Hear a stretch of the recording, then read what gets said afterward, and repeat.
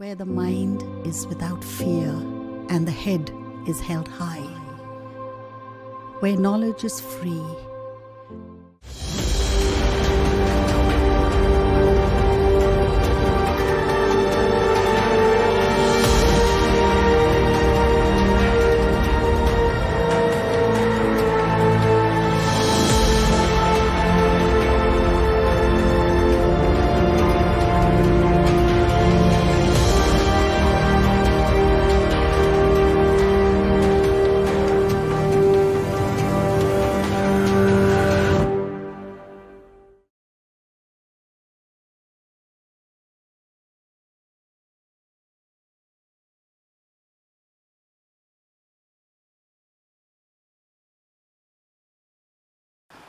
তো ছাত্রছাত্রীরা প্রত্যেকেই ভালো আছো।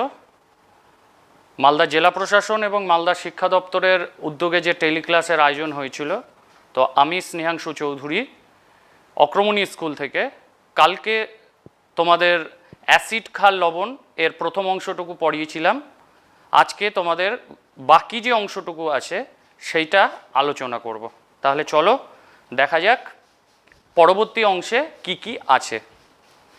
তো আগের ক্লাসে আমি যেটা পড়িয়েছিলাম সালফিউরিক অ্যাসিড পর্যন্ত পড়িয়েছিলাম। তো তোমাদের আরেকটা অ্যাসিড সম্পর্কে আছে, সেটা হচ্ছে নাইট্রিক অ্যাসিড। তো আজকে আমি নাইট্রিক অ্যাসিড এবং বাকি যে অংশ আছে সেইগুলো নিয়ে পড়ব। তো প্রথমেই বলে দিই, আমি রিয়াকশানগুলো দেখিয়ে যাব। তোমরা যেটা করবে, টিভিতে যখন দেখবে সেটা তো দেখছোই, ইউটিউবে তোমাদের এটা লোড করা হয়। ইউটিউব দেখার সময় যেটা করবে, যখন যে সমীকরণগুলো দেখাচ্ছি ইউটিউবে দেখার সময় স্ক্রিনশট করে জিনিসগুলোকে রেখে দেবে, ঠিক আছে? তো নাইট্রিক অ্যাসিড, যার সংকেত হচ্ছে HNO3, নাইট্রিক অ্যাসিডের আর একটা নাম হচ্ছে অ্যাকোয়া ফর্টিস বা তেজি জল। মানে কি, আমাদের বিভিন্ন ধাতু অধাতু যা আছে বেশিরভাগই নাইট্রিক অ্যাসিডে সঙ্গে রাসায়নিক বিক্রিয়া করে, মানে দ্রবীভূত হয়। এই জন্য নাইট্রিক অ্যাসিডের আর একটা নাম হচ্ছে তেজি জল বা অ্যাকোয়া ফর্টিস। তোমাদের আগের দিনও বলেছি আমি, তোমাদের শুধুমাত্র রাসায়নিক বিক্রিয়া আছে, কোনো প্রিপারেশন নেই। আমি ডাইরেক্টলি আজকে রাসায়নিক বিক্রিয়াতেই ঢুকছি। তাহলে রাসায়নিক বিক্রিয়া,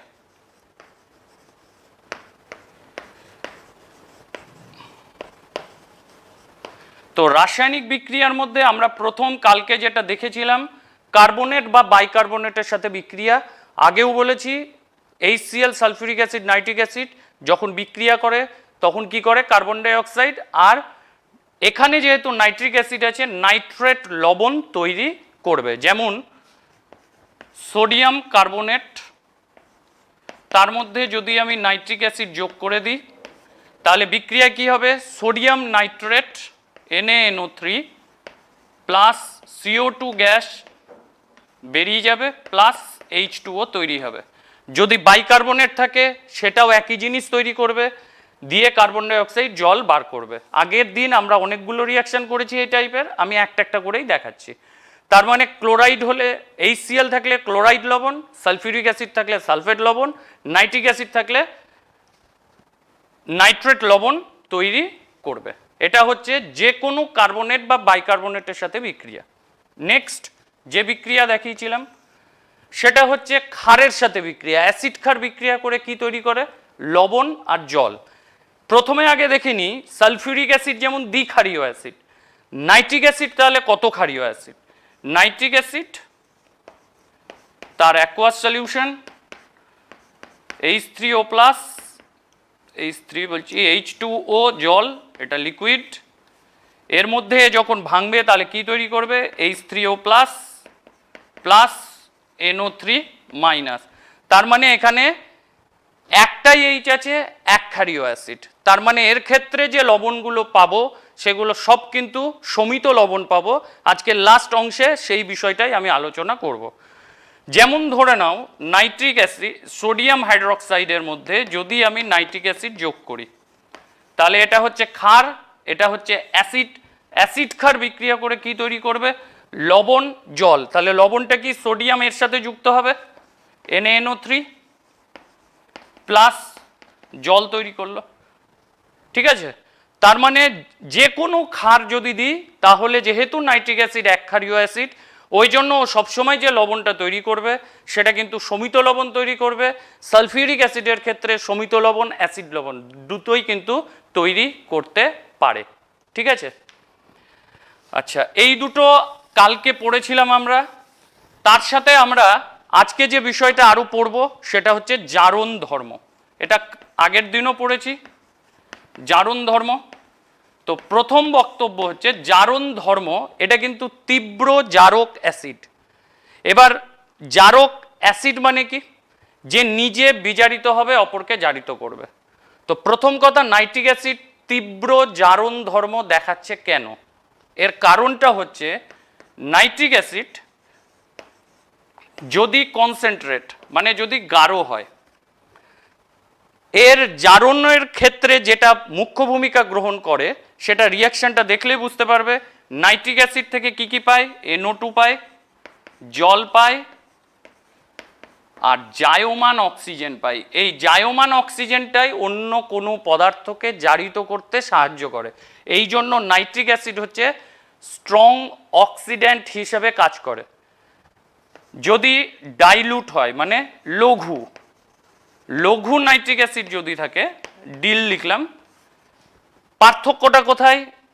NO নাইট্রিক অক্সাইড তৈরি করবে, জল প্লাস ও, জায়মান অক্সিজেন। এই জায়মান অক্সিজেনই কিন্তু অধাতু বা ধাতু দুটোকেই জারিত করতে সাহায্য করে। তো প্রথম দেখব আমরা অধাতুর সাথে বিক্রিয়া, তারপরে আমরা দেখব ধাতুর সাথে বিক্রিয়া। ধাতুর সাথে বিক্রিয়াগুলো খুব ইম্পর্টেন্ট। আমি কিন্তু এখানে কেমিক্যালি ব্যালেন্সড করছি না, তোমরা পড়বে, নিজেরা ব্যালেন্স করবে। আমি যেগুলো গুরুত্বপূর্ণ বিক্রিয়া সেগুলো ব্যালেন্স করার পদ্ধতি বলে দেবো। এইগুলো আমি এখন আর ব্যালেন্স করছি না। তোমরা যখন দেখছো কি কি প্রোডাক্ট তৈরি হয়, ব্যালেন্স তোমরা জানো, তাহলে এইগুলোকে ব্যালেন্স করতে পারবে। যেগুলো একটু কঠিন তার পদ্ধতিগুলো আমি দেখিয়ে দেবো। তাহলে এটা গেল জারণ করার। কি দিয়ে জারণ করে? তাহলে জায়মান অক্সিজেন দিয়ে জারণ করে। নেক্সট আমরা যেটা বললাম, অধাতুর সাথে নাইট্রিক অ্যাসিডের যে বিক্রিয়া সেইটা পড়ব। মনে রাখবে, লঘু অ্যাসিড মানে লঘু নাইট্রিক অ্যাসিড অধাতুকে জারিত করতে পারে না। লঘু নাইট্রিক অ্যাসিড অধাতুকে জারিত করতে পারে না। অনলি কনসেন্ট্রেট সালফিউরিক অ্যাসিড বা গাঢ় সালফিউরিক অ্যাসিড অধাতুকে জারিত করতে পারে। এবং জারিত করে কি তৈরি করবে? ধরে নাও কার্বন আছে, তাতে নাইট্রিক অ্যাসিড দিলাম, অবশ্যই সেটা কি? কনসেন্ট্রেট। কি তৈরি হবে? কার্বন জারিত হয়ে কার্বন ডাই অক্সাইড হবে। আর বাকিটা এখানে ইকুয়েশন লেখা আছে, দেখো। বাকি থাকলো কি? এই দুটো পরপর বসিয়ে দিবে, ব্যাস তোমার রিয়াকশন কমপ্লিট। তার মানে অক্সিজেনটা কার্বন ডাই অক্সাইডকে জারিত করেছে। নেক্সট, যদি ফসফরাস থাকে, P4 HNO3, এটাও কনসেন্ট্রেট। এক্ষেত্রে কি হবে? এক্ষেত্রে ফসফরিক অ্যাসিড হবে, H3PO4 NO2 প্লাস H2O তৈরি হবে। এটা হচ্ছে অধাতুর যখন আমি জারণ করব। এই দুটো, যেমন ধরে নাও আর একটা আছে SO2, তার মধ্যে যদি এটা হচ্ছে অধাতব অক্সাইড, যদি জারিত করে তাহলে একে জারণ ক্রিয়ায় অংশগ্রহণ করবে। তাহলে একে জারিত করলে আমরা কি কি পেতে পারি এবার দেখব। দেখো, H2SO4 প্লাস NO2 তৈরি হবে। কিন্তু এই সেম বিক্রিয়ায় যদি আমি ডাইলুট দিয়ে করি, ডিল, এর মধ্যে একটু জল দিতে হবে, কারণ লঘু আছে মানে কি ওর মধ্যে জলের পরিমাণটা কিন্তু বেশি আছে। তাহলে এও জারিত করে কি করবে? সালফিউরিক অ্যাসিড প্লাস এ দেখো NO নাইট্রিক অক্সাইড তৈরি হয়ে গেছে। এইগুলো সব কিন্তু অধাতুর সাথে বিক্রিয়া। তোমাদের মনে রাখতে হবে, অধাতুর সঙ্গে যখন বিক্রিয়া করবে, যদি সেটা কার্বন থাকে কার্বন ডাই অক্সাইড, যদি ফসফরাস থাকে ফসফরিক অ্যাসিড, আর যদি কোনো অক্সাইড দেয় তাহলে সে তার অ্যাসিডে কনভার্ট করে দিবে, মানে অ্যাসিড করলে দেখো অক্সিজেনের পরিমাণ বেড়েছে, পরে জানবে জারণ সংখ্যা দিয়েও এটাকে ব্যাখ্যা করা যায়, সেক্ষেত্রে দেখলেই বোঝা যাবে যে এর জারণ ক্রিয়ায় অংশগ্রহণ করছে। এই জন্য অধাতুর সঙ্গে যখন বিক্রিয়া করছে নাইট্রিক অ্যাসিড নিজে বিজারিত হচ্ছে, অপরকে জারিত করছে, ওই জন্য নাইট্রিক অ্যাসিড হচ্ছে তীব্র জারক অ্যাসিড।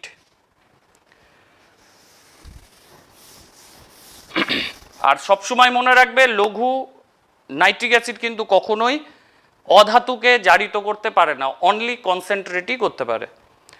এবার আমাদের আছে ধাতু। এবার ধাতুর সাথে বিক্রিয়া। ধাতু বলতে কে কে আছে? কপার আছে, জিঙ্ক আছে, আয়রন আছে, ঠিক আছে, বিভিন্ন ম্যাগনেসিয়াম আছে, ম্যাঙ্গানিজ আছে, প্রত্যেকের সাথে বিক্রিয়া। তো বিক্রিয়াটা খুব গুরুত্বপূর্ণ, তোমাদের পরীক্ষায় দেওয়া হয়। তো ধাতু কিভাবে জারিত করে? প্রথমে ধরে নাও ধাতু দিলাম, যে কোনো ধাতু, ধাতুর মধ্যে আমি ধরে নাও নাইট্রিক অ্যাসিড যোগ করলাম। এবার এই নাইট্রিক অ্যাসিড বিভিন্ন শর্তের হতে পারে, উষ্ণ গাঢ় হতে পারে, নাতি গাঢ় শীতল হতে পারে, লঘু শীতল হতে পারে, অতু লঘু শীতল এটাও হতে পারে। তো আমি এখানটা কনসেন্ট্রেশন আমি উল্লেখ করছি না যে কি আছে, আমি নাইট্রিক অ্যাসিড দিয়েছি। তো ধাতু ফার্স্টে কি করে, সেটা যে কোনো কনসেন্ট্রেশনের নাইট্রিক অ্যাসিড দাও না কেন, ধাতু সবসময় ধাতব নাইট্রেট লবণ তৈরি করবে। ধাতব নাইট্রেট লবণ তৈরি করবে, তার সাথেও তৈরি করবে জায়মান হাইড্রোজেন। এটা হচ্ছে ওর ফার্স্ট কাজ, জায়মান হাইড্রোজেন। এই জায়মান হাইড্রোজেন নাইট্রিক অ্যাসিডকে বিজারিত করবে, কারণ জারক মানে অ্যাসিড নিজে বিজারিত হবে। বিজারিত হলে কি হবে? নাইট্রোজেনের অক্সাইড, নাইট্রোজেনের অক্সাইড এটা তৈরি করবে, তার সাথে জল হবে। এবার কোন কোন অক্সাইড?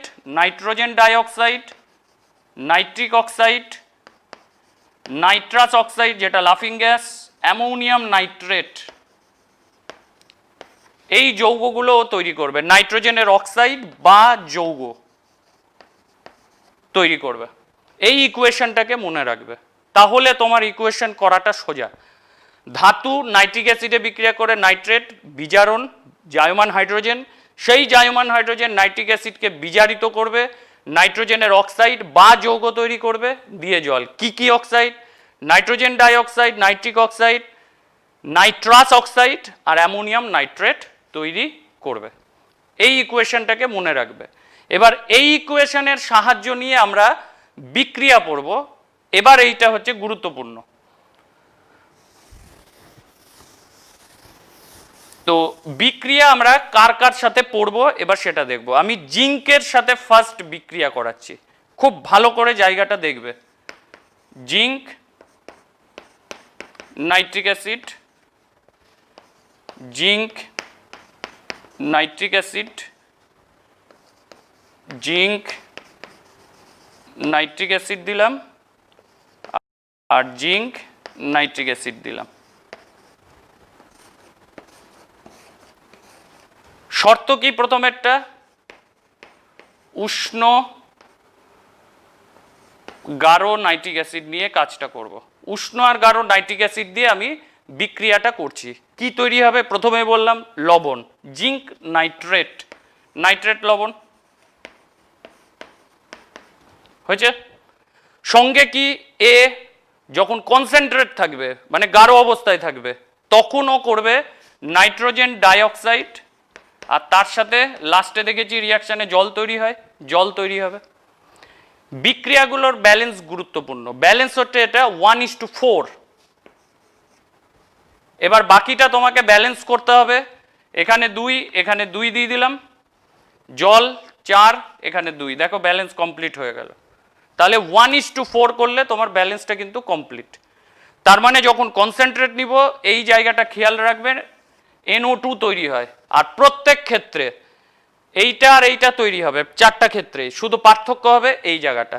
এটা কি 1:1। 1:1 মানে কি? নাতি গাঢ় শীতল। তাহলে এখানটা লিখছি নাতি গাঢ়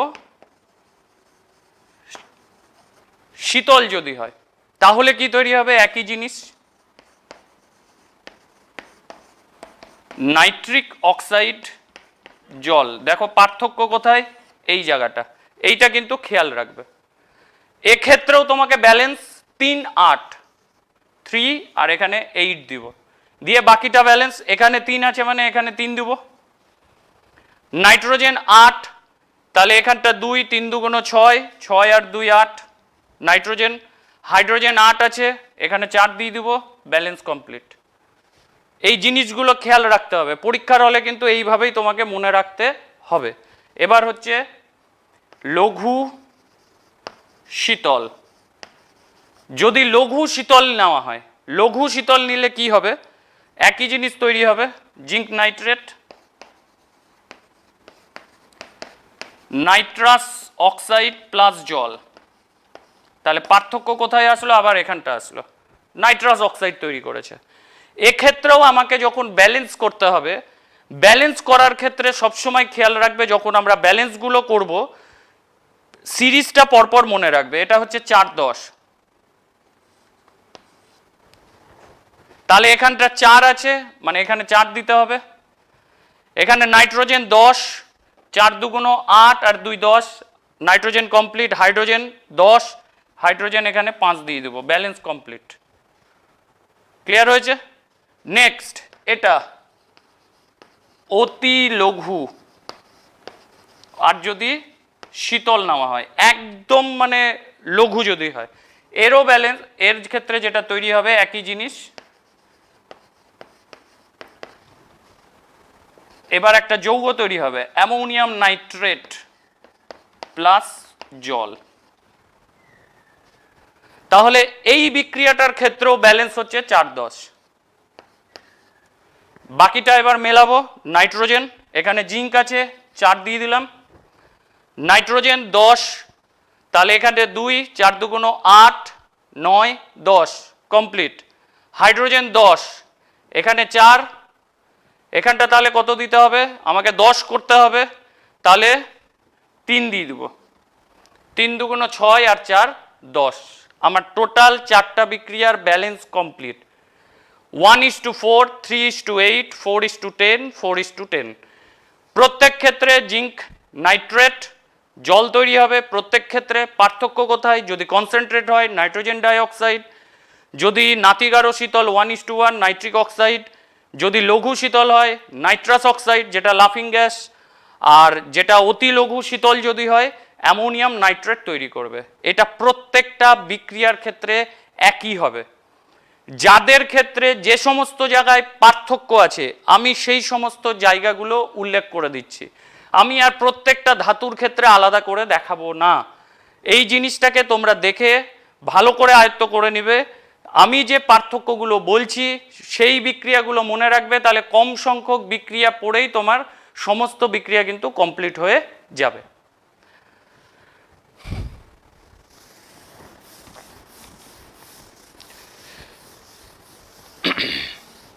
এবার হচ্ছে আমাদের কপারের সাথে যদি, আচ্ছা একটু ব্যতিক্রমটা বলে দিই, যদি ম্যাগনেসিয়াম থাকে, ম্যাগনেসিয়াম অতি লঘু ও শীতল যদি অ্যাসিড থাকে, অতি লঘু আর শীতল, ম্যাগনেসিয়াম বিক্রিয়া করে ম্যাগনেসিয়াম নাইট্রেট করে, ম্যাগনেসিয়াম নাইট্রেট তৈরি করবে। ম্যাগনেসিয়ামের যোজ্যতা 2, এখানে 2, হাইড্রোজেন গ্যাস অপসারিত করবে। ম্যাঙ্গানিজ নাইট্রিক অ্যাসিড একই শর্ত, অতি লঘু শীতল, এও তৈরি করবে কি নাইট্রেট লবণ, হাইড্রোজেন গ্যাস অপসারিত করবে। পরীক্ষায় তোমাকে প্রশ্ন দেয় এমন দুটি ধাতুর নাম লেখো যারা নাইট্রিক অ্যাসিডের সাথে বিক্রিয়ায় হাইড্রোজেন তৈরি করে। নাইট্রিক অ্যাসিডের সাথে একমাত্র এরা দুটোই করে, বাকি সবাই কিন্তু বিক্রিয়া করে জল তৈরি করে। এরা দুজন লঘু শীতল, অতি লঘু শীতল নাইট্রিক অ্যাসিডের সাথে বিক্রিয়া করে হাইড্রোজেন গ্যাস অপসারণ করে। তার মানে এই দুটো ধাতুর নাম মনে রাখবে যারা নাইট্রিক অ্যাসিডের সাথে বিক্রিয়ায় হাইড্রোজেন গ্যাস অপসারিত করে। এবং শর্তটা হচ্ছে অতি লঘু শীতল। এই যে ব্যতিক্রমগুলো বলছি এগুলো এক একটা ব্যতিক্রম বলছি বিক্রিয়ার ক্ষেত্রে। তাহলে এটা গেল একটা। নেক্সট আমাদের যে বিক্রিয়াগুলো আছে তার মধ্যে আছে কপারের সাথে কিছু বিক্রিয়া তোমাদের করতে হয়। কপার, তাহলে কপারের সাথে যখন তুমি বিক্রিয়া করবে তাহলে কিভাবে করবে? তাহলে কপারের ব্যতিক্রম কি? জিঙ্ক, প্রথম যে জিঙ্কের 3টা বিক্রিয়া আছে ওই 3টা বিক্রিয়া কপারের ক্ষেত্রেও সেম থাকবে, শুধু জিঙ্কের জায়গায় কপার বসিয়ে দিবে, রিয়াকশন কমপ্লিট। শুধুমাত্র কপারে একটা অতিরিক্ত বিক্রিয়া হয়, সেটা হচ্ছে নাইট্রিক অ্যাসিড বাষ্পের সাথে বিক্রিয়া। নাইট্রিক অ্যাসিড বাষ্পের সাথে যদি বিক্রিয়া করে, বিক্রিয়া কি তৈরি হবে? ওখানে নাইট্রেট তৈরি হচ্ছিল, এখানে অক্সাইড তৈরি হবে, এটাই ব্যতিক্রম। ওখানে অক্সাইড তৈরি হচ্ছিল, এখানে নাইট্রোজেন তৈরি হবে প্লাস জল H2O হয়েছে। এটাই হচ্ছে ব্যতিক্রম। এর ব্যালেন্স হচ্ছে 5-2, এখানে 5 দিব, নাইট্রোজেন 2 হয়েই আছে, জলে 2 হয়েই আছে, তার মানে আমার ব্যালেন্স কমপ্লিট। এই বিক্রিয়াটা গুরুত্ব কোথায়? গুরুত্ব হচ্ছে এই জায়গাটা, যে নাইট্রিক অ্যাসিডের মধ্যে নাইট্রোজেন আছে। এই বিক্রিয়ার সাহায্যে আমি বলতে পারি কিভাবে বিক্রিয়াটা করা হলো। ঠান্ডা করা হবে, নাইট্রোজেন যে গ্যাস, এটা একটা গ্যাস, এই গ্যাসটাকে সংগ্রহ করে সেই গ্যাসের মধ্যে ম্যাগনেসিয়ামকে দহন করলে কি হবে? সাদা গুঁড়ো, ম্যাগনেসিয়াম নাইট্রাইডের সাদা গুঁড়ো তৈরি হবে। এই ম্যাগনেসিয়াম নাইট্রাইডের সাদা গুঁড়ো বা কঠিনটাকে আমি জলে দ্রবীভূত করলে ও কি তৈরি করবে? হাইড্রোক্সাইড, ম্যাগনেসিয়াম হাইড্রোক্সাইড, সঙ্গে তৈরি হবে একটা ঝাঁঝালো গন্ধযুক্ত গ্যাস, যেটা হচ্ছে অ্যামোনিয়া গ্যাস। তার মানে এই অ্যামোনিয়া গ্যাস, আমরা জানি অ্যামোনিয়া গ্যাসে নাইট্রোজেন আছে আর হাইড্রোজেন তো গন্ধহীন, তাহলে অ্যামোনিয়ার মধ্যে নাইট্রোজেন আছে, তার মানে এই ঝাঁঝালো গ্যাসটা আসছে কোথা থেকে? অ্যামোনিয়া থেকে। অ্যামোনিয়ার একটা উপাদান নাইট্রোজেন, তাহলে নাইট্রোজেনটা এসছে কোথা থেকে? ওই যে গ্যাসটা আমি সংগ্রহ করেছিলাম সেটা এসছে কোথা থেকে? Nitric acid. তাহলে এই বিক্রিয়াটা প্রমাণ করে যে নাইট্রিক অ্যাসিডের মধ্যে কি আছে? নাইট্রোজেন আছে। এটা খুব গুরুত্বপূর্ণ বিক্রিয়া, এটাও একটা ব্যতিক্রম বিক্রিয়া। আচ্ছা, নেক্সট ব্যতিক্রম, নেক্সট ধাতু হচ্ছে আয়রনের ক্ষেত্রে পড়ব। আয়রনের ক্ষেত্রে জিঙ্কেরটা মনে রাখবে, জিঙ্কের প্রথমটা বাদ দিয়ে বাকি যে 3টা আছে সেই 3টার সাথে আয়রনের পরবর্তী 3টা বিক্রিয়া সেম টু সেম, শুধু জিঙ্কের জায়গায় আয়রন বসিয়ে দেবে। পার্থক্য কোনটা? কনসেন্ট্রেট যদি হয় তাহলে কনসেন্ট্রেট নাইট্রিক অ্যাসিড, উষ্ণ ও গাঢ়। যদি নাইট্রিক অ্যাসিড দিয়ে আমরা বিক্রিয়া করাই তাহলে কি তৈরি হবে? যেমন আগের ক্ষেত্রেও আমরা দেখেছি যে যদি কনসেন্ট্রেট নিয়ে করা হয় তাহলে সেক্ষেত্রে যে বিক্রিয়াগুলো সংগঠিত হয় সেখানে নাইট্রেট লবণ তৈরি হয়। এ কি তৈরি করে? ফেরোসোফেরিক অক্সাইড, Fe3O4 প্লাস, ওখানেও NO2 এখানেও NO2 প্লাস জল তৈরি হবে। সেম জিনিস, ব্যালেন্স 3-8, এখানে 3 হয়েই আছে, নাইট্রোজেন মিলাবো, নাইট্রোজেন এখানে 8 দিয়ে দেবো, জল 4 দিয়ে দেবো, তাহলে তোমার ব্যালেন্স কমপ্লিট। তার মানে যত ধাতু আছে প্রত্যেকে কনসেন্ট্রেট নাইট্রিক অ্যাসিডের সাথে যখন বিক্রিয়া করবে তখন কি তৈরি করবে? নাইট্রেট লবণ। কিন্তু আয়রন যখন বিক্রিয়া করবে তখন ফেরোসোফেরিক অক্সাইড, এইটার নাম হচ্ছে ফেরোসোফেরিক অক্সাইড তৈরি করবে। এতে কি সুবিধা বা কি অসুবিধা তোমরা মনে করে দেখো। লোহায় মরিচা পড়লে মরিচা নিবারণের জন্য বলা হয়েছিল লোহাকে কনসেন্ট্রেট নাইট্রিক অ্যাসিডে ডোবানো হয়। কেন? এই ফেরোসোফেরিক অক্সাইড লোহার উপর জমতে শুরু করবে, যখনই জমতে শুরু করবে ও আর কিন্তু অ্যাসিডের সংস্পর্শে আসতে পারবে না, তার ফলে বিক্রিয়াটা কি হবে? বন্ধ হয়ে যাবে। সেই জন্য আয়রনের এই যে বিক্রিয়াটা আছে, এই বিক্রিয়ার ফলে যে আয়রনটা পাবো সেটাকে বলে নিষ্ক্রিয় লোহা। নিষ্ক্রিয় লোহা পাবো, অর্থাৎ লোহার ওপর ফেরোসোফেরিক অক্সাইডের একটা আস্তরণ পড়বে যা আর লোহাকে অ্যাসিডের সংস্পর্শে আসতে দেবে না। এই যে লোহাটা পাবো তাকেই বলবো নিষ্ক্রিয় লোহা। এই ঘটনাটা সেম অ্যালুমিনিয়ামও করতে পারে। অ্যালুমিনিয়ামের ক্ষেত্রে যেটা তৈরি হয় অ্যালুমিনিয়াম অক্সাইড নাইট্রিক অ্যাসিডের সঙ্গে বিক্রিয়ায়, ওই জন্য অ্যালুমিনিয়াম আর অ্যাসিডের সংস্পর্শে আসতে পারবে না। ওই জন্য অ্যালুমিনিয়ামের পাত্রে আমরা কিন্তু নাইট্রিক অ্যাসিডকে রাখতে পারি।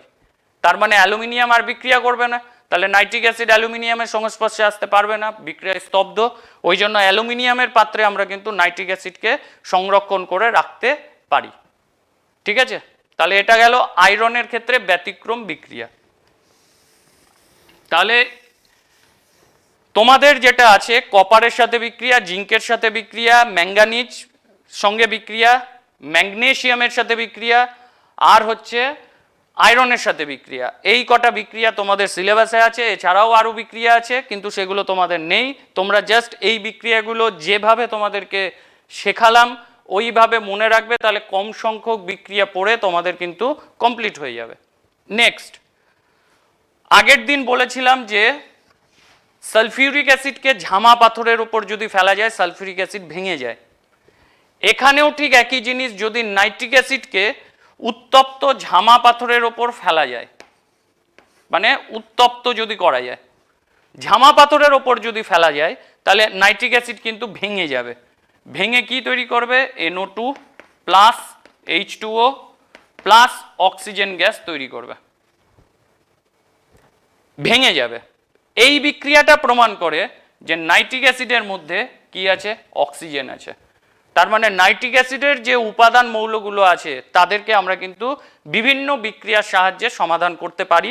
ব্যালেন্স করা থাকছে না, যেগুলো ব্যালেন্স শেখাচ্ছি শিখি, এগুলো তোমরা পড়ার সময় ব্যালেন্সগুলো করে নেবে।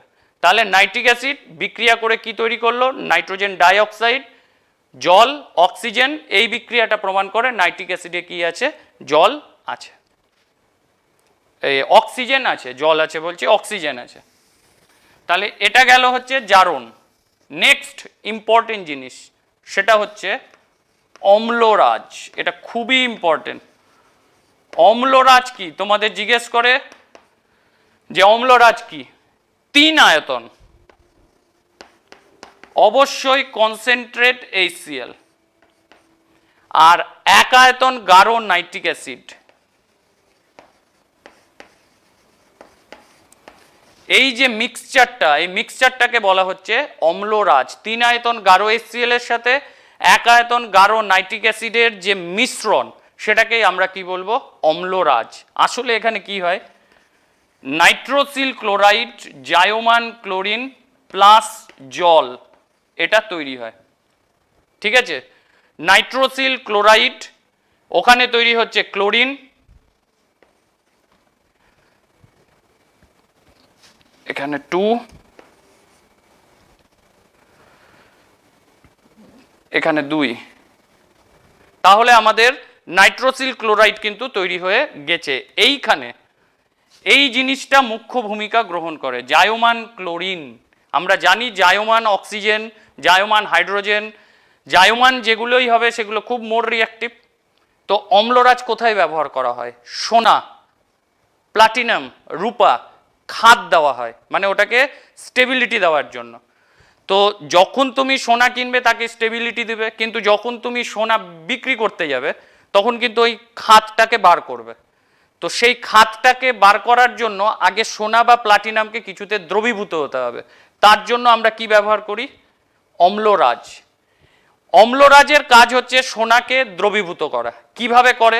ধরে নাও সোনা আছে,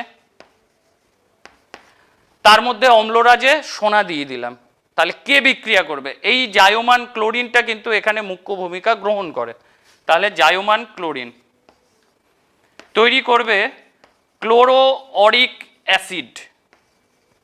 ক্লোরো অরিক অ্যাসিড তৈরি করে। এই ক্লোরো অরিক অ্যাসিড পুনরায় HCl এর সাথে বিক্রিয়া করবে, করে কি করবে? একটা দ্রাব্য অ্যাসিড তৈরি করে। দ্রাব্য অ্যাসিড ক্লোরো অরিক অ্যাসিড। আবার বলছি, ক্লোরো অরিক অ্যাসিড যেটা অম্লরাজে দ্রাব্য। তার ফলে সোনাটা আলাদা হয়ে গেল, খাদগুলো যেহেতু দ্রাব্য নয় সেটা থেকে গেল, পরে সেখান থেকে আবার সোনাকে আমরা বার করে নিতে পারি। ঠিক আছে, তাহলে আমাদের যে প্লাটিনাম আছে, প্লাটিনামও সেম কাজ করে। আমি রিয়াকশনটা দেখাচ্ছি না, কি লবণ তৈরি করে আমি সেটা দেখিয়ে দিচ্ছি। ঠিক আছে, HAuCl4 এটা দ্রাব্য, এর নাম কি? Chloroauric acid. Chloroauric acid এটা দ্রাব্য। তাই যদি প্লাটিনাম দিয়ে করা হয়, প্লাটিনামের ক্ষেত্রে এটা তৈরি হবে প্লাটিনিক অ্যাসিড PtCl4, আর এইটা যে লবণ হবে প্লাটিনিক অ্যাসিড তৈরি করবে ও H2PtCl6, এটাও দ্রাব্য। তার মানে প্লাটিনাম, সোনা এরা সব এই অম্লরাজে দ্রবীভূত করে তাদেরকে পৃথক করা হয় খাদ থেকে। এই জন্য অম্লরাজটা এত বেশি গুরুত্বপূর্ণ। তাহলে অম্লরাজ কি? 3 আয়তন গাঢ় HCl এবং 1 আয়তন গাঢ় নাইট্রিক অ্যাসিডের মিশ্রণ অম্লরাজ। এর থেকে জাইমান ক্লোরিন পাই, যেই জাইমান ক্লোরিন সোনাকে দ্রাব্য অ্যাসিডে পরিণত করে, তার ফলে সেখান থেকে আমরা পৃথক করতে পারি। ঠিক আছে, আচ্ছা লাস্ট যেটা পড়বো এটাও গুরুত্বপূর্ণ, সেটা হচ্ছে শনাক্তকরণ।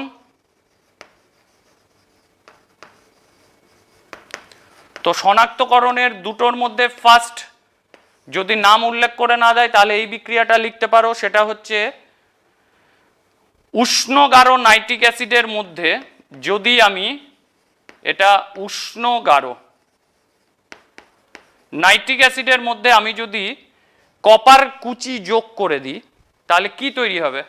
জিঙ্কের সঙ্গে বিক্রিয়া, cupric nitrate CuNO3(2), cupric nitrate concentrate মানে NO2 তৈরি হবে প্লাস জল।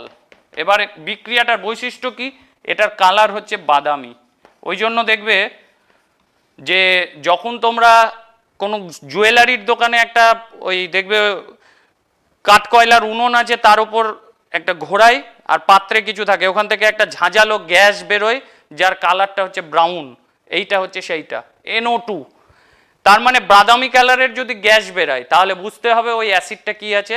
নাইট্রিক অ্যাসিড আছে। এই বিক্রিয়াটা দিয়ে তোমরা শনাক্ত করতে পারো। কিন্তু তোমাদের আরেকটা শনাক্তকরণ বিক্রিয়া হচ্ছে বলয় পরীক্ষা। এটা খুবই ইম্পর্টেন্ট, বলয় পরীক্ষা। তো বলয় পরীক্ষাটা কি?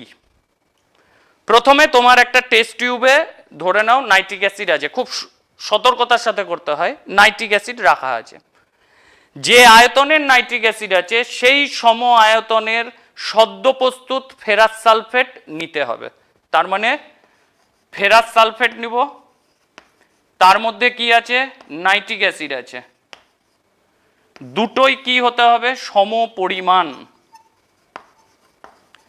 সম পরিমাণে নেব। এবার টেস্ট টিউবকে একটু কাত করব, কাত করে তার গা দিয়ে ড্রপ ড্রপ করে আস্তে আস্তে আমাকে সালফিউরিক অ্যাসিড ফেলতে হবে কনসেন্ট্রেট। সালফিউরিক অ্যাসিড ভারী, ও নিচে গিয়ে জমা হবে। খেয়াল রাখতে হবে যেন টেস্ট টিউবের টেম্পারেচার বেড়ে না যায়। যদি বেড়ে যায় তাহলে আমার অ্যাসিড দেওয়া বন্ধ করতে হবে, আর তা না হলে টেস্ট টিউবকে ঠান্ডা করতে হবে। তা না হলে কিন্তু সালফিউরিক অ্যাসিড যদি জলে পড়ে তাপ উৎপাদক বিক্রিয়া ছিটকে আসতে পারে। তো সেই জন্য আস্তে আস্তে আস্তে আস্তে ফেলবো, তাহলে ওটা নিচে গিয়ে জমা হবে। তাহলে এখানটা কি তৈরি হবে? সালফিউরিক অ্যাসিড যোগ করলাম। যোগ করার পর কিছুক্ষণ রেখে দেবো, হোল্ড করতে হবে, নাড়ালে হবে না। টেস্ট টিউব হোল্ডারে ব্যাকা করে রেখে দেবো। কিছুক্ষণ পর দেখবো টেস্ট টিউবের এখান দিয়ে একটা ব্রাউন রিং তৈরি হয়েছে। এই রিংটা যখনই তৈরি হয়েছে তার মানে যে অ্যাসিডটা ছিল প্রথমে সেটা নাইট্রিক অ্যাসিড আছে, কিন্তু রিংটা কিন্তু আনস্টেবল, অস্থায়ী। তুমি যদি টেস্ট টিউবে একটা টোকা মারো ওর সঙ্গে সঙ্গে ডিজলভ হয়ে যাবে, তার মানে দ্রবীভূত হয়ে যাবে, আবার তোমাকে করতে হবে। তো সেই জন্য বিক্রিয়াটা খুব সতর্কতার সাথে করতে হয়, তা না হলে কিন্তু বিক্রিয়াটা হয় না। বিক্রিয়াটার সমস্যাটা কি? বিক্রিয়াটার যে কেমিক্যাল রিয়াকশন, এই রিয়াকশনটা কিন্তু খুব বড়। তো এই তিনটা জিনিস মেশানো হয় মূলত। আচ্ছা, এবার এই বিক্রিয়ায় কি তৈরি হবে তোমাদের? Ferrous sulphate Fe2SO4 whole thrice, সঙ্গে তৈরি হবে NO প্লাস জল, এটা হচ্ছে নাইট্রিক অক্সাইড তৈরি করবে। এই রিয়াকশনটা কিন্তু এখানেই শেষ হয়নি। এই যে NO তৈরি হলো তার সঙ্গে কি আছে, জল আছে। এবার জল কিভাবে বিক্রিয়া করে, ফেরাস সালফেট আছে, এ জলে দ্রাব্য, এ কি তৈরি করে, ফেরাস সালফেট হেক্সাহাইড্রেট, হেক্স মানে 6,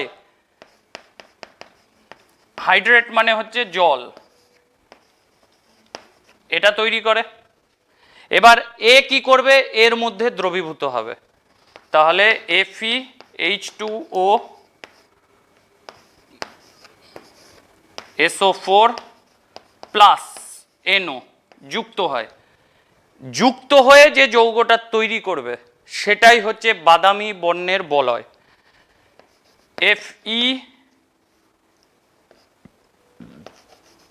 FeNO H2O whole 5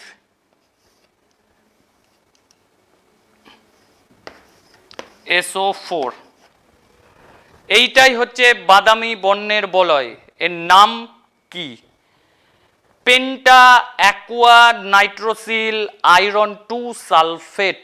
নামটা কিন্তু অনেক বড়, পেন্টা মানে 5, পেন্টা অ্যাকুয়া মানে জল, একই মাত্রাতে হবে, penta aqua nitrosyl iron 2 sulphate যৌগটার নাম।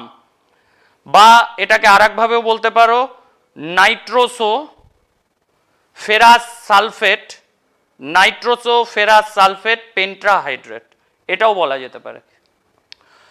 এই যে বাদামি বর্ণের জটিল যৌগটা তৈরি হলো, এটাই হচ্ছে বলয় পরীক্ষার জন্য গুরুত্বপূর্ণ।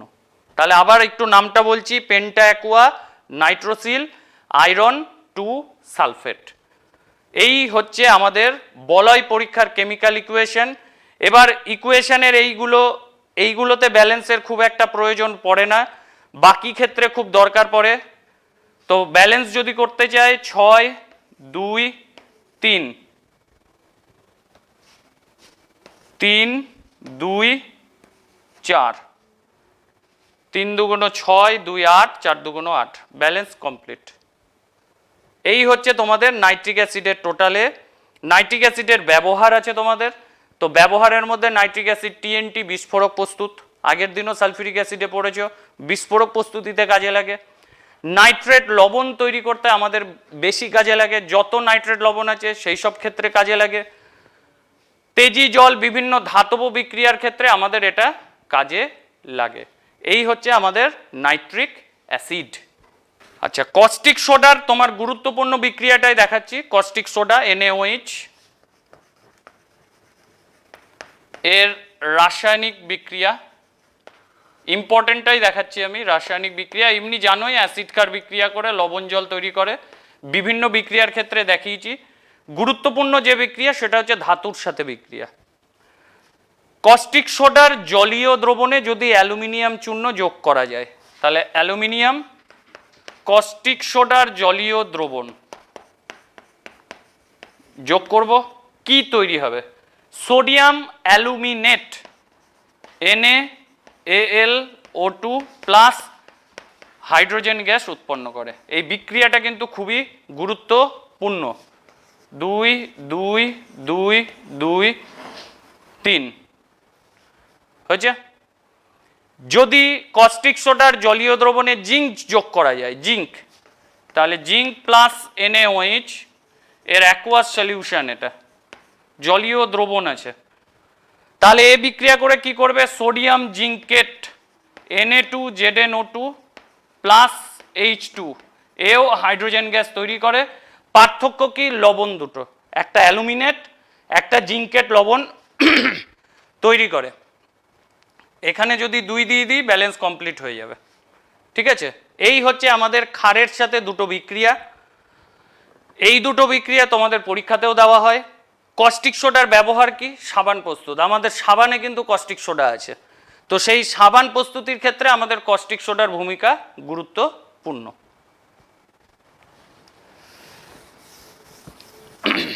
নেক্সট,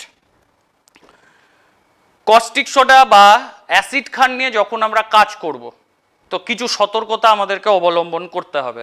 যেমন আমাদের বাথরুমে মিউরেটিক অ্যাসিড থাকে, কিন্তু ওটা পিউরিফাইড নয়, তাও গায়ে পড়লে কিন্তু একটু জ্বলে। তো যখন সতর্কতাটা কি, যদি কেমিস্ট্রি ল্যাবে কাজ করো অ্যাপ্রন পরতে হবে, মানে সাদা রঙের যেগুলো ডাক্তাররা পরে অ্যাপ্রন, কারণ অ্যাসিড জামা কাপড়ে পড়লে পুড়ে যায়।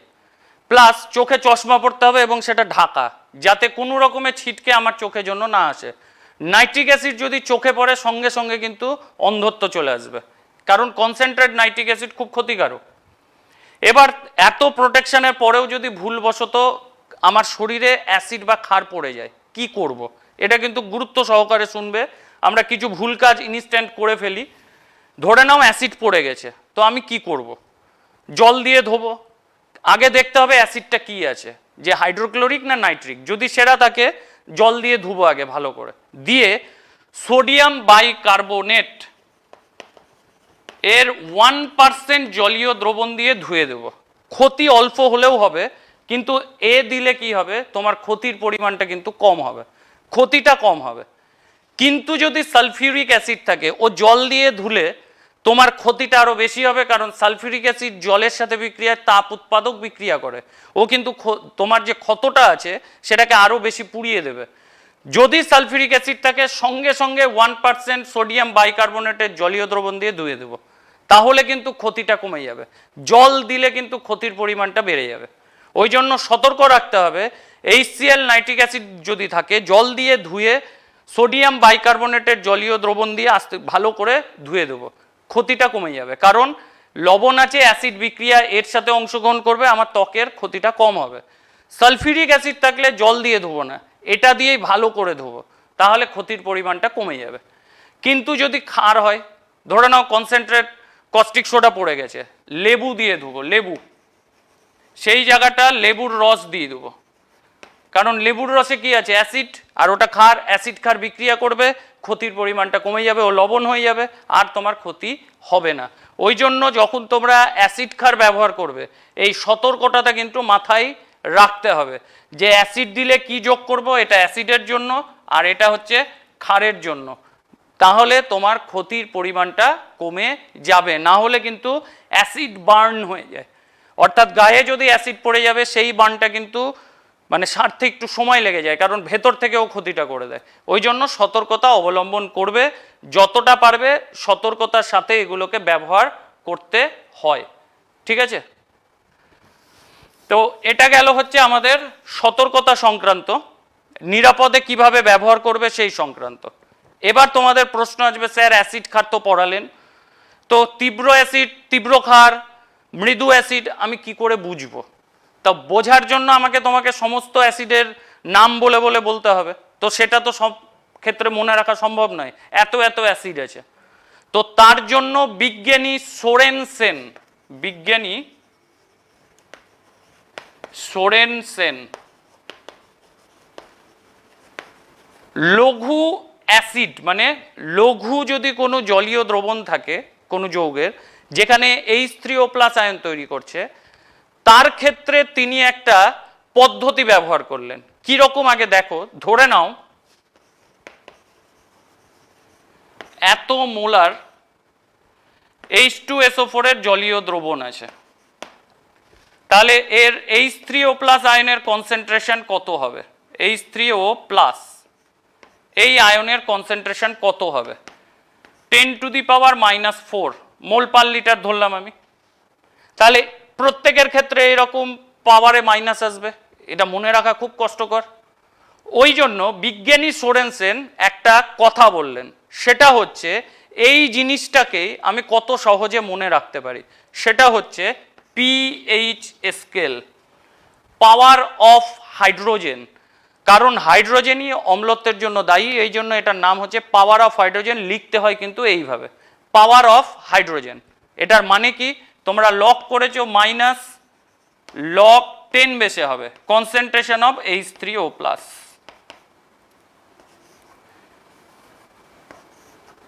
হয়েছে H3O+ আয়নের কনসেন্ট্রেশন। এবার মাইনাস লগ অফ 10, এই জিনিসটা যদি এখানে বসাই তাহলে কি হবে 10⁻⁻⁴। আর আমরা লগের ক্ষেত্রে জানি পাওয়ারটা যেটা সেটা সামনে চলে আসে, তাহলে এটা সামনে আসলে মাইনাসে মাইনাসে প্লাস 10⁻10 1 4। দেখো এই মানটা মনে রাখার থেকে এই মানটা মনে রাখা কিন্তু সহজ। এইটাকে বলা হচ্ছে পিএইচ, পাওয়ার অফ হাইড্রোজেন। এর থেকে আমরা কি বুঝতে পারছি, কনসেন্ট্রেশন যত কমাবো তাহলে এই পাওয়ারটা তত বাড়বে, অর্থাৎ এখানে যদি আর একটা শূন্য লাগাই এটা বাড়বে, পিএইচ ভ্যালু বাড়বে। তীব্র অ্যাসিড যারা হবে তার ক্ষেত্রে পিএইচ ভ্যালু কিন্তু কমবে। যত পিএইচ ভ্যালু কম তত অম্লত্ব বেশি, যত পিএইচ ভ্যালু বেশি অম্লত্ব তত কমবে। তার মানে আমি পিএইচ ভ্যালু দেখে বলে দিতে পারবো যে সেটা তীব্র অ্যাসিড না মৃদু অ্যাসিড। পিএইচ ভ্যালু কম মানে তীব্র অ্যাসিড, পিএইচ ভ্যালু বেশি মানে মৃদু অ্যাসিড। তাহলে ক্ষারের ক্ষেত্রেও সেম জিনিস হবে। তো ক্ষারের ক্ষেত্রে কি হয় সেটাকে বলে পিওএইচ, যেহেতু ক্ষারের OH মাইনাস আয়ন থাকে, শুধুমাত্র পার্থক্য কোথায়, minus log of 10⁻⁻OH minus ion concentration, OH minus আয়নের কনসেন্ট্রেশন দেওয়া হচ্ছে। এর যা বক্তব্য এরও সেম বক্তব্য, যত পিওএইচ এর ভ্যালু কমবে তত তীব্র ক্ষারে যাবে, যত পিওএইচ এর মান বাড়বে তত ক্ষারকত্ব কমবে। এবার প্রশ্ন হচ্ছে এই দুটোর যোগফলের মান কত। তো এই দুটোর যোগফলের মান হচ্ছে আয়নীয় গুণফল দিয়ে করা হয়, তোমরা জাস্ট এই যোগফলের মানটা মনে রাখবে 14। এই দুটোর যোগফল হচ্ছে 14। এবার এই দুটোর সাহায্যে, তার মানে আমাকে যদি অম্লত্ব ক্ষারত্ব বুঝতে হয় তাহলে আমাকে এই দুটো মান মনে রাখতে হবে। আবার সেই দুটো মান মনে রাখা কষ্টকর। তো তখন কি করা হলো, একটা যৌগ তার অম্লত্ব ক্ষারত্ব বোঝানোর জন্য পিএইচ এর সাহায্য নেওয়া হলো এবং তার সাহায্যে একটা স্কেল তৈরি করা হলো। এবার বলতেই পারো স্কেল মানে কি স্যার সেন্টিমিটার বা মিটারের স্কেল? নয়, একটা রেঞ্জ। এখানে একটা মানের সীমা বলা হলো, যে সীমাটার মানের পরিবর্তনের সাহায্যে আমি বলে দিতে পারবো যে সেটা অ্যাসিড, ক্ষার না প্রশম। তো তার আগে আমি একটা ইকুয়েশন দেখেছি, আমরা জানি যে জল হচ্ছে প্রশম। যদি প্রশম হয় তাহলে জলে H3O+ আয়নের যে কনসেন্ট্রেশন আর OH মাইনাস আয়নের যে কনসেন্ট্রেশন দুটোই ইকুয়াল। দুটোরই উভয় পক্ষে যদি লগ নিই 10 বেসে, তাহলে log H3O+ log 10 base OH minus, দুটোরই মাইনাস করলাম, তাহলে দেখো পিএইচ পিওএইচ এর কনসেপ্ট চলে এসছে, তাহলে এটা পিএইচ পিওএইচ। তার মানে জলের ক্ষেত্রে পিএইচ আর পিওএইচ এর মান সমান, দুটোর যোগফল 14। তার মানে জলের ক্ষেত্রে প্রশম, জলের ক্ষেত্রে এই দুটোর ভ্যালু হবে কত? 7। কারণ দুটো যদি সমান হয় তাহলে পিএইচ আর পিওএইচ যদি 14 হয় তাহলে প্রত্যেকে কত করে আছে? 7। এই 7কে বলা হচ্ছে সেই মানের সীমার মধ্যমান। কেন?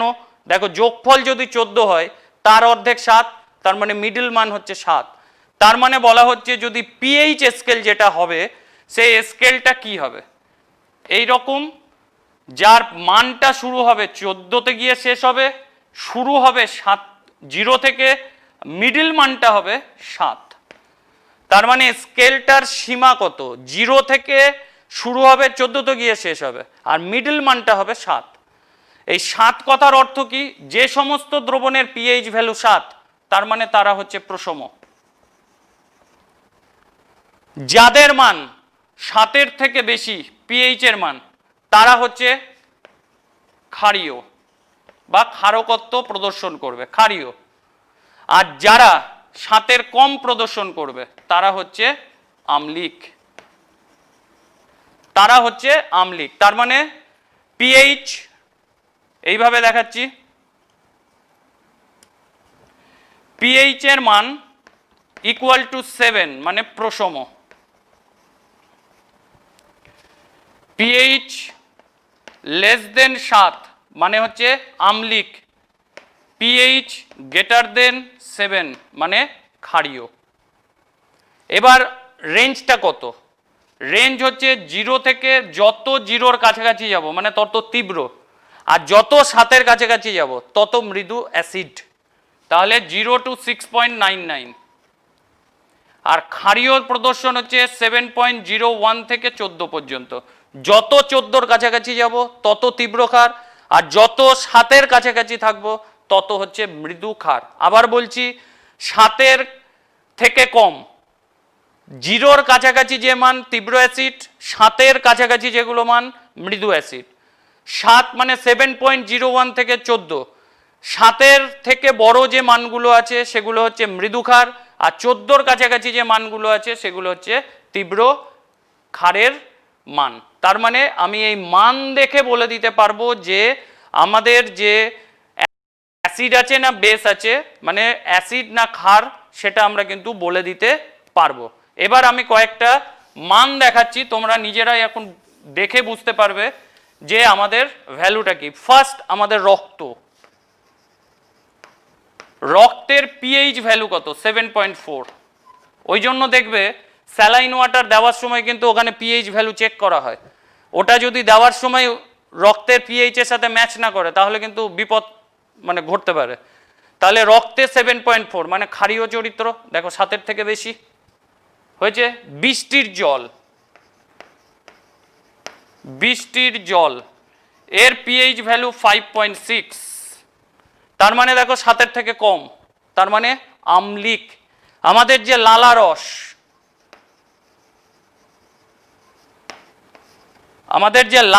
আছে, এই লালারসের পিএইচ ভ্যালু হচ্ছে 6 থেকে 7-এর মধ্যে থাকে, মানে 6 পয়েন্ট সামথিং আর 7 পয়েন্ট সামথিং। তার মানে এটা অ্যাসিড এবং ক্ষার, মানে খুব মৃদু ক্ষার, এর মাঝামাঝিই থাকে লালারসেরটা। পাকরস মানে আমাদের খাদ্য পরিপাকে HCl সাহায্য করে, তার পিএইচ ভ্যালু 1.2 থেকে 3-এর মধ্যে থাকে। তার মানে আমাদের যে পাকরস সেটা আম্লিক প্রকৃতির হয়। তো এইরকম কয়েকটা উদাহরণ তোমাদেরকে দেখালাম মান দেখে, এগুলো সব কিন্তু পিএইচ ভ্যালু। এই পিএইচ ভ্যালু দেখে আমরা কিন্তু খুব সহজে বলে দিতে পারছি যে আমাদের যে দ্রবণটা আছে সেটা আম্লিক না ক্ষারীয়। এই মান দেখেই আমরা কিন্তু বলে দিতে পারবো। তো এই পিএইচ এর আমাদের কিছু গুরুত্ব আছে প্রচণ্ড হারে। প্রথম হচ্ছে আমাদের মুখ থেকে শুরু করছি। আমাদের মুখে লালারস আছে, পিএইচ ভ্যালু কত বললাম? 5.6 থেকে 7-এর মধ্যে। যদি কমে যায় তাহলে কি হবে? তাহলে অম্লত্ব বাড়ছে মানে আমাদের দাঁতের এনামেল ক্ষয়ে যাবে, তার ফলে দাঁতের ক্ষয় শুরু হবে। অনেকের দাঁত দেখবে খুব একটা মানে ঠিকঠাক নেই, খুব ক্ষয়ে যাচ্ছে, কালো কালো দাগ চলে আসছে, মানে তোমার লালারসের পিএইচ ভ্যালু বেড়ে গেছে, তার জন্য এই ঘটনাটা ঘটছে। ডাক্তারকে দেখালে ওনারা ওষুধ দিয়ে সেটাকে ঠিক করা যায়। নেক্সট, আর কোথায়? কৃষিক্ষেত্রে কি করা হয়? অ্যামোনিয়াম সালফেট, অ্যামোনিয়াম নাইট্রেট, প্রচুর সার প্রয়োগ করা হয়। এই সারগুলো প্রয়োগ করার ফলে জমির পিএইচ ভ্যালু কমতে থাকে, তার মানে আম্লিকত্ব হয়।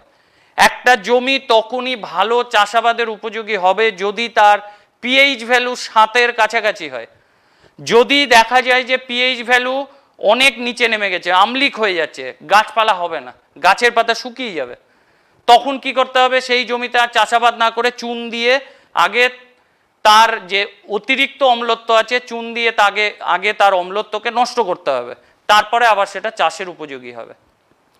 পুকুরে মাছ চাষ হয়, সেখানেও সার প্রয়োগ করা হয়। প্লাস বৃষ্টির জলে দেখো 5.6 হয়ে যাচ্ছে। আর একটা মাছের বেঁচে থাকার জন্য পিএইচ ভ্যালু মোটামুটি জলের 7 to 7.8 হতে হবে পিএইচ ভ্যালু সেই জলের। তো দেখা যাচ্ছে বৃষ্টির জলে পিএইচ ভ্যালুকে কি করছে? নামিয়ে দিচ্ছে। তার মানে তোমার পিএইচ ভ্যালুকে কি করতে হবে? বাড়াতে হবে, চুন যোগ করে দেবো। ওই জন্য দেখবে পুকুরে মাঝে মধ্যে চুন দেয়, যাতে কি হয় পুকুরের পিএইচ ভ্যালুটা ঠিকঠাক থাকে। নেক্সট আমাদের পাকস্থলী, এটা তোমাদের বেশিরভাগ ক্ষেত্রেই দেখা যায়। ধরে নাও কোথাও খেতে গেছো, রিচ খাবার খেয়েছো, অ্যাসিড হয়ে গেছে, টকটক ঢেক উঠছে, পেট ভার হয়ে গেছে। এটা কেন হয়? প্রথম কথা হচ্ছে আমরা যে নর্মাল খাবারটা খাই তার জন্য যেটুকু HCl নিঃসরণ করার কথা সেটা করে এবং পিএইচ ভ্যালুকে এই মধ্যে রাখা হয়। রিচ খাবার খেলে কি হয়? HCl এর ক্ষরণ বেড়ে যায় এবং বেড়ে কত হয়? 1.2 এর নিচে নেমে যায়, মানে মোর আম্লিক হয়ে যায়, মানে অতিরিক্ত আম্লিক। তখনই আমাদের অ্যাসিড হয়ে যায়। তখন আমরা কি করি? হয় ইনো খায়, নাহলে ওই তোমার অ্যাসিলক খায়, প্যান 40 খায়, এইগুলো খায়। কিন্তু ওষুধ খাবারও একটা নিয়ম আছে। আমি গ্যাস হলো খেয়ে নিলাম এবং সেটা যদি কন্টিনিউ করতে থাকি সেটাও অসুবিধাজনক, কারণ গ্যাস্ট্রিক আলসার আসতে পারে। মানে তুমি ওষুধ খাচ্ছ, কিডনি এফেক্ট হয়। মানে আমাদের যত গ্যাসের ওষুধ আছে যতগুলো, প্রত্যেকেই কম বেশি আমাদের কিডনিকে এফেক্ট করে। তো সেই জন্য ওষুধ খাওয়ারও কিছু নিয়ম আছে। যেমন কার্বোজাইম খাবার পর খায়, প্যান 40 খাবার আগে খায়, দুটোর মধ্যে পার্থক্য আছে। আমার অ্যাসিড হলো ওষুধ খেয়ে নিলাম তা নয়, নিয়মটা জানতে হবে। যেমন হচ্ছে আমাদের ফেমোসিড 40, ঠিক আছে, তারপরে হচ্ছে প্যান 40, এগুলো সব খাবার আগে খেতে হবে। ইনো খাবার পরে খেতে হবে, কার্বোজাইম খাবার পরে খেতে হবে। খাবার পরে খাবার, খাবার আগে খাবার পার্থক্য কি? খাবার পরে খাচ্ছি কেন? অ্যাসিড বেশি হয়ে গেছে। আমি যে জিনিসটা খাচ্ছি সেটা ক্ষার খাচ্ছি, ক্ষারীয় জিনিস খাচ্ছি। অতিরিক্ত HCl কে ক্ষার কি করবে? লবণ জলে পরিণত করবে, আমার অ্যাসিডিটি কমে যাবে। খাবার আগে খেলে কি হবে? ধরে নাও তুমি খাবারই খাওনি, ওষুধ খাচ্ছ। বাড়িতে দেখবে যাদের গ্যাসের প্রবলেম আছে ওরা সকালে উঠে কিন্তু খালি পেটে ওষুধ খায়। সেটা কি খায়? হয় প্যান 40 হতে পারে, জিনট্যাক হতে পারে, ফেমোসিড 40, আরও একাধিক ওষুধ আছে, কমন কিছু ওষুধের নাম বললাম। এদের কাজ হচ্ছে PPI,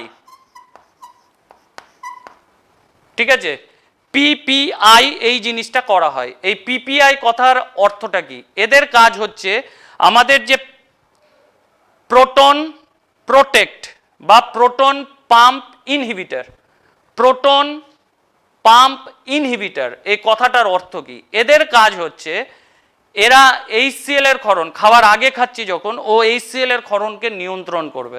অর্থাৎ তুমি রিচ খাবার খেলে যদি আমি ওষুধ না খাই ক্ষরণটা বেশি হবে, কিন্তু যদি আগেই খেয়ে রাখো তোমার ক্ষরণটা কিন্তু নিয়ন্ত্রিত করে দিবে। তার ফলে কি হবে? তার ফলে যে সুবিধাটা হবে, তোমার অ্যাসিডের প্রবলেম হবে না। অর্থাৎ ফেমোসিড 40 বা ফেমোসিডের যে ব্যান্ডগুলো আছে সেটা, জিনট্যাক, তারপরে প্যান 40, এগুলো সব খাওয়ার আগে খাওয়া হয় PPI এর জন্য, প্রোটন পাম্প ইনহিবিটর, অর্থাৎ HCl এর ক্ষরণকে নিয়ন্ত্রণ করে। সেই জন্য আগে খায়। আর পরে খেলে কি হবে? অতিরিক্ত HCl কে প্রশমিত করবে, তার ফলে আমাদের কি থাকবে? অ্যাসিড যে আছে সেটা। ওই জন্য দেখবে ইনোতে লেখা থাকে 5 সেকেন্ডের রিলিফ। তুমি খাচ্ছ দেখবে ফেনা তৈরি হচ্ছে, এবং সেটা খাচ্ছ যখন কার্বন ডাই অক্সাইড, ওটা অনলি কার্বন ডাই অক্সাইড বেরাচ্ছে, খেলে পেটে চলে যাবে, তারপরে সেটা ক্ষার আছে প্রশমিত করবে, দেখবে ইনস্ট্যান্ট রিলিফ হচ্ছে। এটাই হচ্ছে কাজ আমাদের, ঠিক আছে? তো এইটাকে আমরা বলি, এই যে ওষুধগুলোর কথা বললাম এগুলো সব হচ্ছে অ্যান্টাসিড। আচ্ছা, তোমাদের এবার যেগুলো আছে আমি একসাথে কম্বাইন করে বলছি, সেটা হচ্ছে অক্সাইড। অক্সাইড মানে ধাতু বা অধাতুর সাথে যদি অক্সিজেন যুক্ত হয় তাকে আমরা কি বলি? অক্সাইড। যেমন carbon die oxide, sulphur die oxide, nitrogen die oxide, এগুলো অধাতুর সাথে আছে অক্সাইড। আবার ধাতুর সাথেও থাকতে পারে, calcium oxide, sodium oxide, magnesium oxide, magnesium oxide হতে পারে। আবার জলের সাথে যুক্ত হচ্ছে N2O, NO, CO আছে। এগুলোকে বলে অধাতব অক্সাইড, এগুলো ধাতব অক্সাইড, এগুলো প্রশম অক্সাইড। মানে আম্লিক অক্সাইড কারা? যে সমস্ত অক্সাইড জলে দ্রবীভূত হয়ে অ্যাসিড তৈরি করবে এবং ক্ষারের সাথে বিক্রিয়ায় লবণ তৈরি করবে। দেখো কার্বন ডাই অক্সাইড জলে দ্রবীভূত হয়ে carbonic acid, SO2 sulphuric acid, NO2 nitric acid. এদেরকে কি বলে? এরা হচ্ছে অধাতব অক্সাইড। সমস্ত অধাতু যে অক্সাইড তৈরি করবে সেগুলোকে সবই আমরা বলবো আম্লিক অক্সাইড। ব্যতিক্রম কিছু থাকেই। ধাতুর ক্ষেত্রে কি? ধাতব অক্সাইড। এরা কি করে? জলে দ্রবীভূত হয়ে ক্ষার, calcium hydroxide, sodium hydroxide, magnesium hydroxide, এই জন্য এদেরকে আমরা কি বলছি? ক্ষার।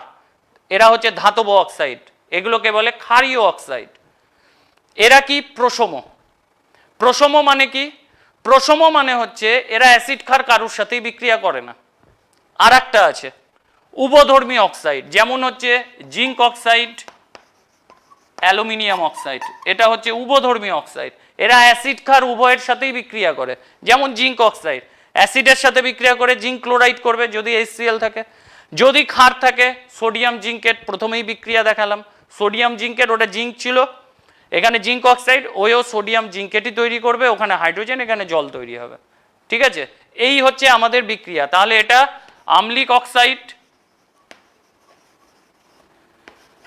এটা ক্ষারীয় অক্সাইড, যত ধাতব অক্সাইড, এটা প্রশম অক্সাইড, এরা অ্যাসিড ক্ষার কারোর সাথে বিক্রিয়া করবে না।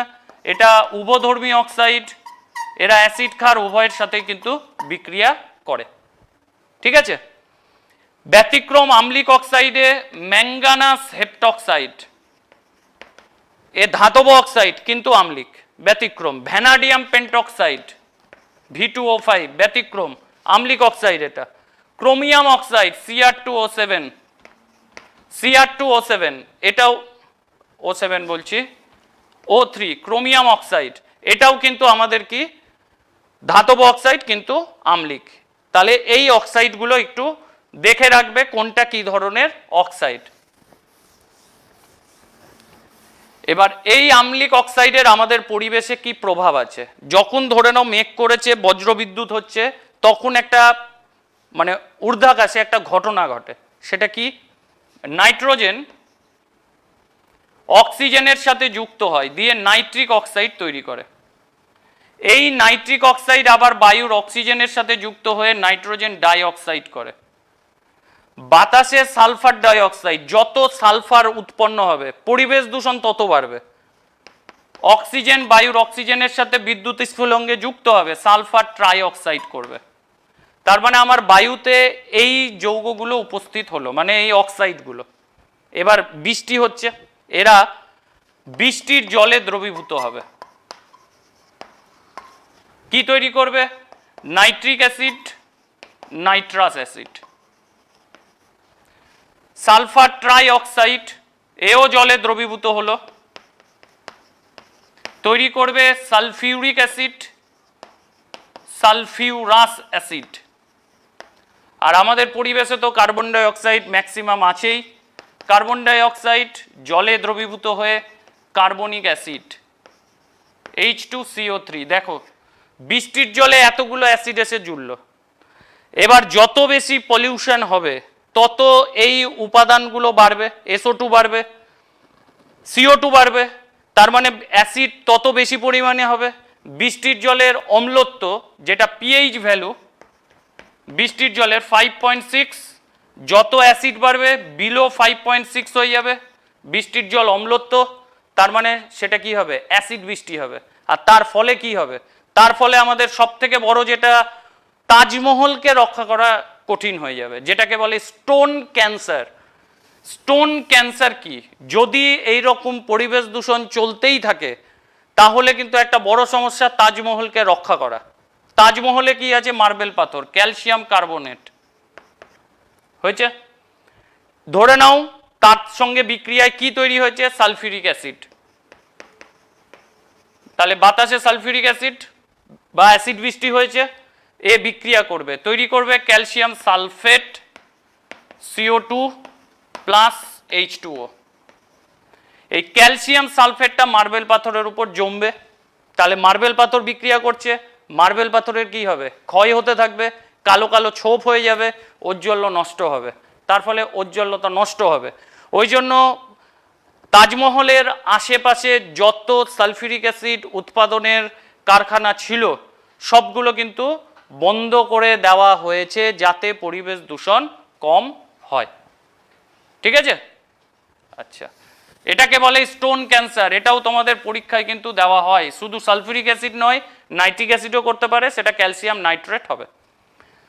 তোমাদের যেটা লাস্ট লবণ নিয়ে বলবো, লবণ আসলে কি আমি একসাথেই দেখিয়ে দিচ্ছি যে লবণ কি কি রকমের হতে পারে। তো লবণ আসলে কি, যে অ্যাসিডগুলো আছে সেই অ্যাসিডে যতগুলো প্রতিস্থাপনযোগ্য হাইড্রোজেন আছে, সেই হাইড্রোজেনগুলো ধাতু দ্বারা যদি সম্পূর্ণ বা আংশিকভাবে প্রতিস্থাপিত হয় তাহলে যে লবণটা পাবো, মানে যে যৌগটা পাবো, তাকেই আমরা লবণ বলি। অর্থাৎ অ্যাসিডের প্রতিস্থাপনীয় হাইড্রোজেন যদি ধাতু দ্বারা প্রতিস্থাপিত হয় তাহলেই তাকে আমরা বলবো লবণ। ঠিক আছে, তো এর উপর বেস করে লবণকে কয়েকটা ভাগে ভাগ করা যায়। তো আমি বলছি ফার্স্ট, সেটা হচ্ছে শমিত বা প্রশম লবণ। উদাহরণ দেখলেই বুঝতে পারবে। শমিত লবণ কি, যেখানে অ্যাসিডের যতগুলো হাইড্রোজেন প্রতিস্থাপিত হবে সবগুলো বেরিয়ে যাবে। যেমন দেখো HCl, হাইড্রোজেন সোডিয়াম দ্বারা রিপ্লেস হলো, সোডিয়াম ক্লোরাইড, তার মানে যটা হাইড্রোজেন ছিল সবগুলো বেরিয়ে গেছে। তাহলে এটাকে আমরা কি বলবো? শমিত লবণ। যেমন ধরে নাও সোডিয়াম সালফেট Na2SO4, সালফিউরিক অ্যাসিডের দুটো হাইড্রোজেন সোডিয়াম দ্বারা রিপ্লেস হয়েছে, তাহলে এটা একটা কি?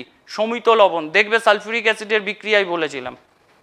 কার্বনিক অ্যাসিড থেকে পেতে পারি K2CO3, পটাশিয়াম কার্বনেট, তাহলে এখানেও দেখো কার্বনিক অ্যাসিডের দুটো হাইড্রোজেন রিপ্লেস হয়ে গেছে, এটাও একটা শমিত লবণ। কিন্তু সব ক্ষেত্রে কি তাই হবে? একটু পরে সেটা বলছি। নেক্সট হচ্ছে অ্যাসিড লবণ। অ্যাসিড লবণ কি, যতগুলো প্রতিস্থাপনীয় হাইড্রোজেন আছে যদি সবগুলো না বের হয়। যেমন দেখো NaHSO4, সোডিয়াম বাইসালফেট, সালফিউরিক অ্যাসিডের দুটো হাইড্রোজেনের মধ্যে একটা রিপ্লেস হয়েছে, একটা আছে, এই হাইড্রোজেনটাও রিপ্লেস হতে পারে, তার মানে এই লবণটা আম্লিক ধর্ম দেখাবে, এই জন্য এটাকে আমরা কি বলবো? অ্যাসিড লবণ। যেমন পটাশিয়াম বাইসালফেট, এটাও একটা কিন্তু অ্যাসিড লবণ। ঠিক আছে, আরও অনেক আছে, তো সেইগুলোও তোমাদের লবণের মধ্যে পড়ে যাবে। নেক্সট হচ্ছে ক্ষারকীয় লবণ।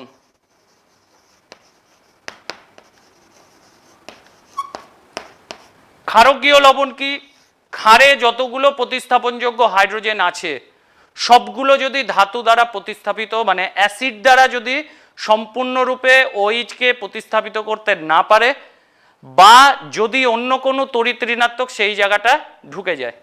ঠিক আছে, যেমন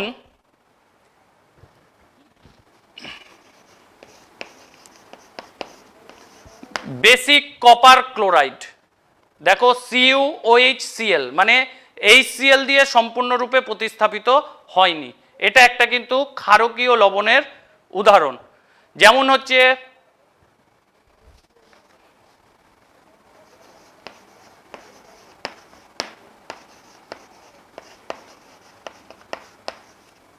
এটা একটা basic lead carbonate, basic lead carbonate, এটাও একটা কিন্তু ক্ষারকীয় লবণ, যেখানে দেখো প্রতিস্থাপিত হয়নি। তাহলে এই রকম আমাদের কিছু শমিত অ্যাসিড ক্ষারকীয় লবণ আছে, তার মধ্যে আমাদের কিছু কিছু পার্থক্য আছে, এখানে দেখাচ্ছি। যেমন দেখো Na2HPO3, Na2HPO3 এটা কি জাতীয় লবণ? H আছে মানে আমি বলতে পারি এটা অ্যাসিড লবণ, কিন্তু না, এটা অ্যাসিড লবণ নয়, এটা শমিত লবণ। কেন?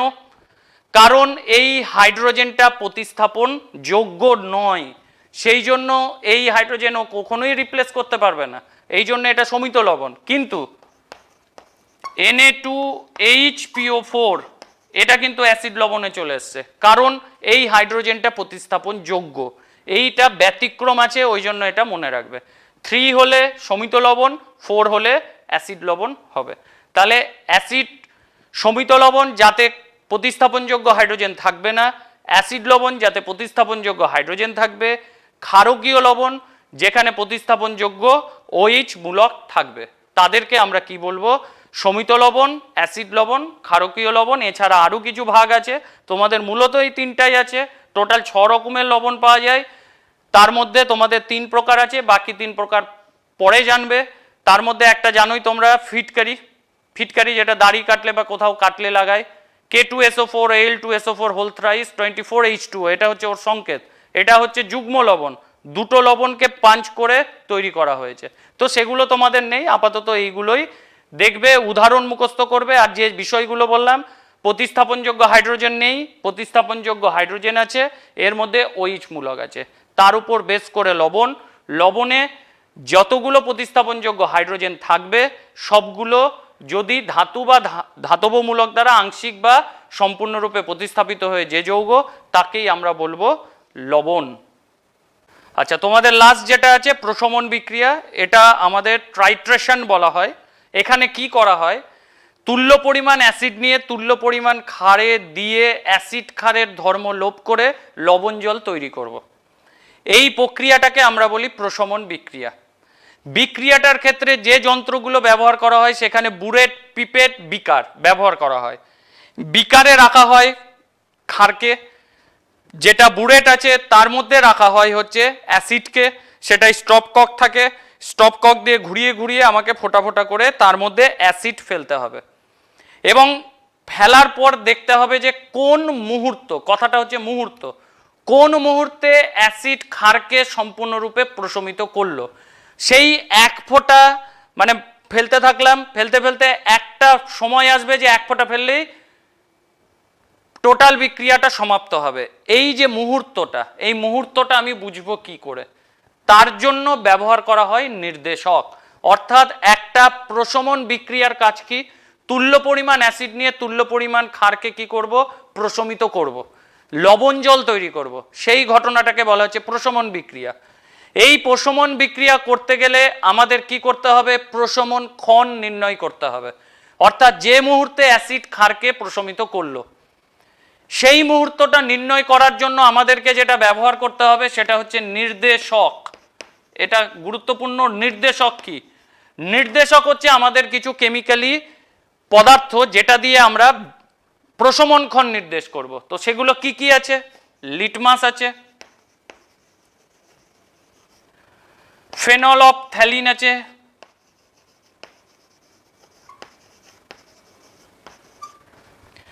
মিথাইল অরেঞ্জ, মিথাইল রেড আছে। তো আমি তিনটা দেখাচ্ছি, মিথাইল অরেঞ্জ,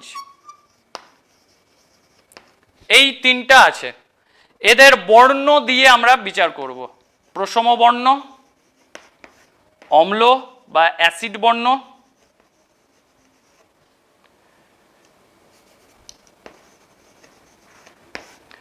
আর হচ্ছে ক্ষারীয় বর্ণ। এই বর্ণগুলো দেখে আমরা বিচার করব। বর্ণের পরিবর্তন করে কিন্তু নিজের প্রশমন ক্ষণ নির্দেশ করে। এর যে এমনি যে বর্ণ, যেমন হচ্ছে আমাদের লিটমাস, লিটমাসের বর্ণ হচ্ছে নর্মালি বেগুনি,